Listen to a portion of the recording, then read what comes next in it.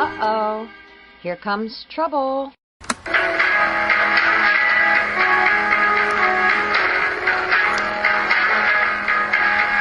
Pre-recorded, but straight from Twin Town Sports Central. Yeah, okay. It's the Grovcast. What's going on, boys and girls? Eric Grover here. Daily News sports editor. And, another big week. Let's go right into things. Let's start with the Wahpeton baseball team. Finally playing up to their potential. That's great to see. The Huskies, the number 5 seed in the Eastern Dakota Conference Tournament, picked up a huge win over Fargo Davies on Thursday, 5-zip. And this is what we've been waiting for. If you're a Husky baseball fan, perfect game, flawless, no errors on defense, awesome pitching, timely hitting with 2 outs, driving in runs. This is what we want to see. This is what is going to get you to the state tournament. This is what can get you a trophy at state. This is what can have you win the whole thing. I mean, when you got a guy like Tyler Grippentrog playing like the ace that he's been for the Huskies all season long, you back them with some solid offense. It was just a great game. The Huskies outplayed Davies from the first pitch, and this was a game that people thought would go either way, and it was never close. That's awesome to see, guys. A big showdown with West Fargo today. We're recording on Friday here, and the game's going to start in just a few hours. So I'm looking forward to seeing what these guys can do in Fargo against the Packers. Already beat West Fargo once this year. They're the top seed, and talk about momentum, talk about confidence. This is the game that'll get them to state. You know, win 2 and you're in. Guys, it's right here. So looking forward to see what you guys can do. Here we go. Okay, now we're going. Moving right along in the Grovecast. This is a little intimidating, because I find myself sandwiched between a pair of brothers here. It's Mr. Joe and Jared Keaveny, gentlemen. Good evening, Eric. How are you? I'm fine, thank you. Thank you for appearing on the Grovecast. Jared, welcome back. Glad to be here, man. Always a pleasure. Hey, let's have an intensely intense sports dialogue. All right. Sounds good. Well, Joe, since you're the new guy in town, making your Grovecast debut, where do you want to start this week? Okay. NBA playoffs, I guess. Okay. That's what we're watching, isn't it? Yeah, we're watching Game 6 of Philly-Boston right now, which has been kind of a boring, kind of vanilla series. It has been a very boring series because you haven't seen... Low scoring. Yeah, it's low scoring. It's a defensive, grinded-out thing where you got the Celtics who are old who want to slow it down except for when the ball's in Rondo's hand. And it hasn't been flashy, but it's for the most part, I think it's been pretty well played. Yeah. It's been sound basketball for the most part. Yeah, well, it's definitely, from a basketball purist perspective, a great series because there's not a lot of athleticism except for maybe Iguodala on the Sixers. Slow it down, defensive games, very low scoring. The scoring's been down in the playoffs all across the league. Why do you think that is? Well, with the young guys, the shortened season had a lot to do with that, where they could stay fresh, they could play a little more intense defense. Teams were able to stay a little more healthy, I think, for the most part, with the exception of a few teams, because it always happened. And I like how the teams are getting after it defensively a little bit more. For a fan who, not to knock Joey, not a big basketball fan, but Not a big basketball fan. Yeah. He probably wants to see a little bit more of the flash. So what do you think about this type of series? I don't know if you've ever seen my basketball game, but it's really not that high scoring. It's more of a defense, get in there and grind them out. So actually, like we were talking about earlier, I don't know if this is kind of my series. It's the more dull, not as shiny league. And you like the shiny? Well, I don't like Are the you shiny. shiny or anti-shiny? I'm anti-shiny. I like it back in the... I was a fan back in the 80s, watching Larry Bird. And Clyde the Glide. Clyde the Glide, Drexler, baby. Like, that was my man. I love that guy. Yeah. And that's what just kind of reminded me of. I was a big fan of Fred Hoiberg. If a heart condition didn't end his career, I think he'd be in the Hall of Fame.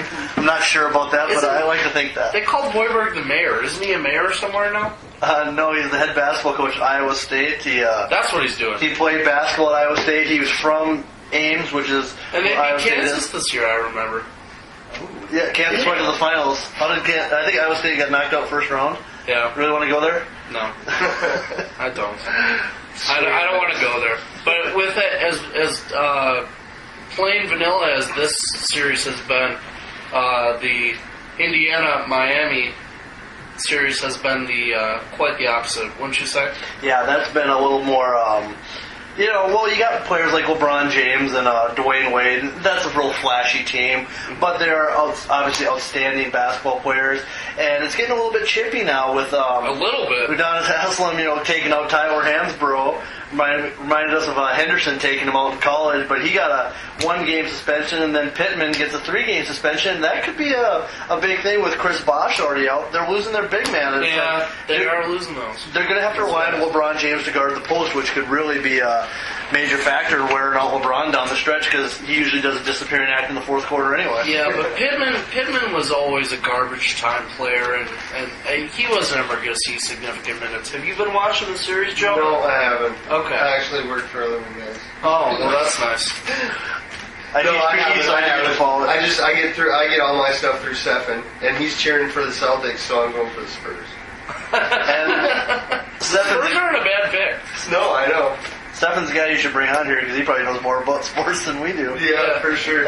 He'll keep you up to date on everything. Well, I really like Indiana's attitude in this series. They've been brash and unafraid of Miami, which can be an intimidating team to face in the playoffs, but they've really thrown it at them, quite literally. Yeah, they haven't been intimidated at all. It's tough when you look at Chris Bosh, LeBron James, and Dwayne Wade not to be intimidated, and they haven't been. They've been, hey, we're going to fly under the radar and do the little things right. They've been very solid on both ends and really kind of taking it at Miami, and that's, I think, kind of getting in Miami's head that, hey, we're not going to just come out and intimidate teams. Yeah. They've had to actually work at it. It's been fun. It's been a fun series to follow so far. Yeah, and in the West we have the finals all decided already. It's the Thunder and the Spurs, and that's going to be a great series, I think. Young versus old. Who do you like? You're going with Spurs. Going with Spurs, yeah. Okay. I've never been an Oklahoma fan. I don't know. I think it's because I lived in Kansas and just never got a good taste for Oklahoma. So, yeah, definitely going with the Spurs. And I've been to San Antonio once, and I really liked it there. Okay, fair enough. Spurs it is. It's not a real... They have good restaurants in San Antonio. They do have good restaurants. That is some astute sports observation right there. Good restaurants in San Antonio. Ever fall in the Riverwalk? No, never fall in the Riverwalk, no. And I like to think this Oklahoma versus San Antonio matchup is going to be a lot like Joey and I growing up. Fundamental and sound versus athleticism. I'll let the fans and the supporters decide who's who here. My fundamentals and athleticism against your what? Dominance. All right. You guys need to be separated? Do I need to separate you two? Might have to bring back some old childhood memories. No, let's not because I was lost. Well, let's go on to a more positive subject, especially for you Twins fans, and that's how well the team has been playing. They've 6-1 in the last 7 games. Yeah, they kind of they're frustrating. You like to write them. You like to write them off and think. As soon as they're done, then they go on a win streak. Exactly. Yeah, it's I think the greatest thing about the Twins, but also the worst thing about them, is that they're extremely loyal. Mm-hmm. At no point do the players feel like their job is in jeopardy. We got Justin Morneau who can't hit the broadside of a barn right now, and Joe Mauer's struggling, and they never want to call him out. But it's like, hey, these are our poster boys, so we don't want to upset them much. And we've got pitchers who have, probably should be on the Cleveland Indians major league roster. They're just no good, but they keep getting their starts, and when they get a good start and they come back for 10 more. We've got to be able to put the fear into some of these guys and cut them loose. But is that the Minnesota nice factor? I think so. I definitely think so. We're too afraid to hurt people's feelings. Definitely. Yeah. I don't know, but the pitching hasn't been. The pitching has been a little better, especially over this last few games. They even got a complete game out of a guy yesterday. Well, we've got some young guys, and I think they're finally starting to do with our pitching staff. They're starting to move forward and just say, hey, if you can't get the job done, we're going to give these young guys a shot. And these young guys have been taking advantage of their opportunities. And, when you're the pros, you don't get these many opportunities, and you better make sure you take advantage. I know that 7 games is a very small sample size, but is this the beginning of a turnaround maybe? I'm skeptical. Very skeptical. Yeah. Been a Twins fan for, I'm 33 now, so for 33 years, very skeptical. They're always streaky, once in a while, How about 2 World Series? Once in a decade, twice in... I'll take once in a decade. I'll take 2 World Series. We've celebrated 2 more World Series than a lot of people will get to, but we don't have, Me, for instance. The worst part about winning championship, guys, is you always want to win more. Yeah, well. But that's not a bad thing. Keeps you hungry. But we don't have, looking back on those 2 teams, you had Kirby Puckett, you had Kent Herbeck, you had Greg Gagne, Brian Harper, Tim Wadner. I'm kind of dating myself here, naming some of these players. Chuck Knobloch was solid as a rookie that year. Shane Mack. You can go on and on. Everybody's listening like, who's Kirby Puckett? Yeah. I know. I was talking about Kirby Puckett the other day, and my kid had no idea who he was. And you started educating him. Yeah. It broke my heart. I couldn't believe it. Ken Herbeck? Who's Ken Herbeck?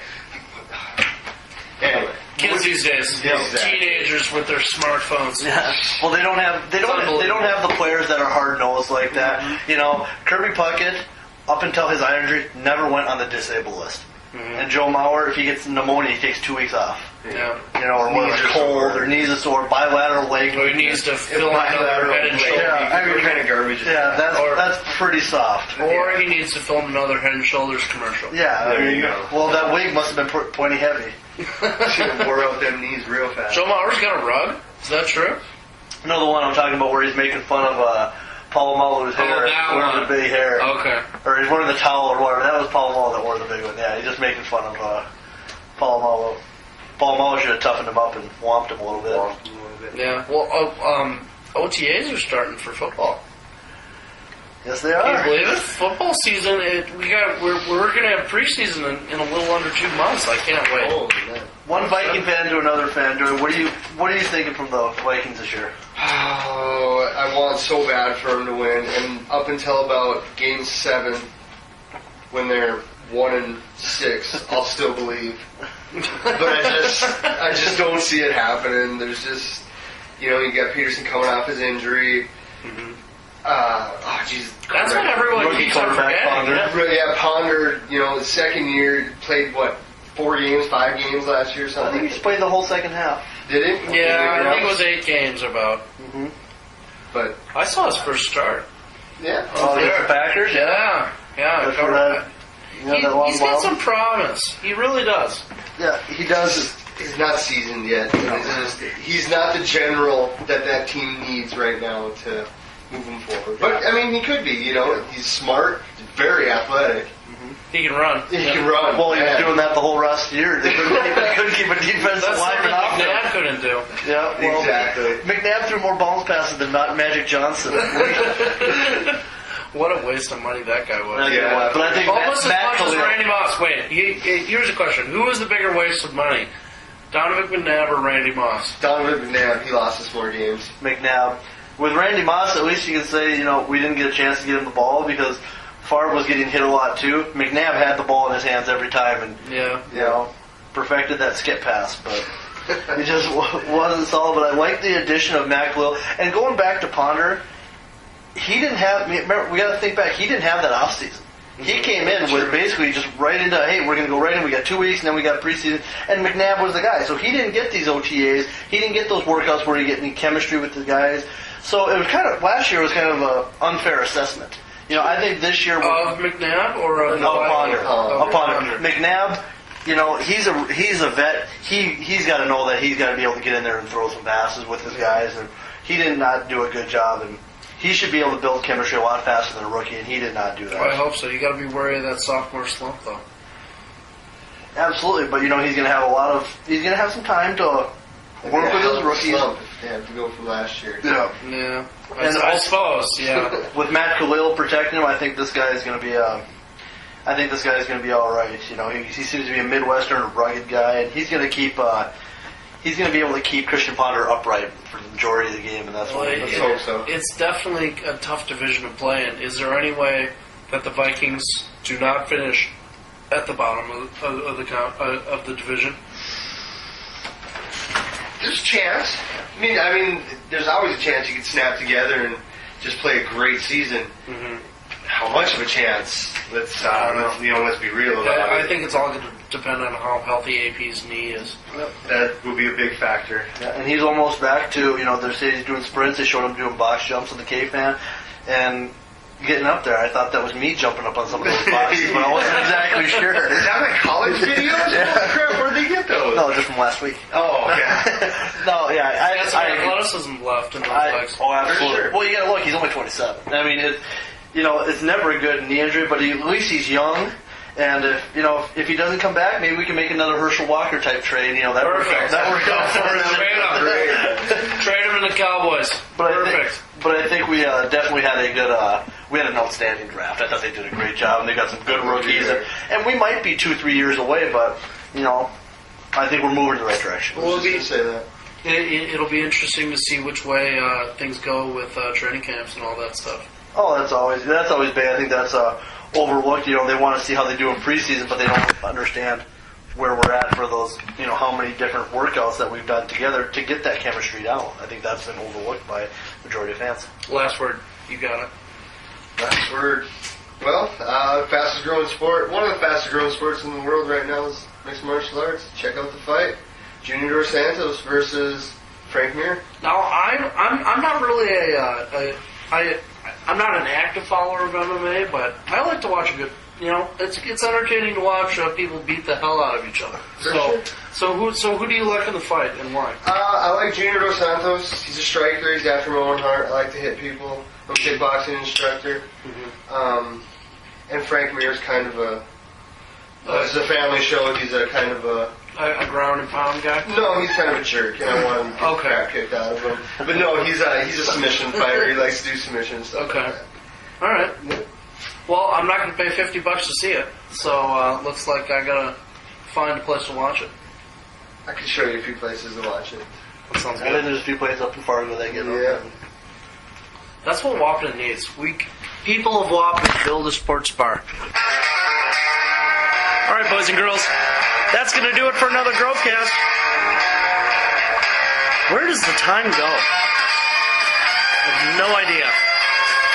Anyway, want to thank the Keavenys, Joe and Jared, for coming by. Good stuff, guys. Looking forward to next week.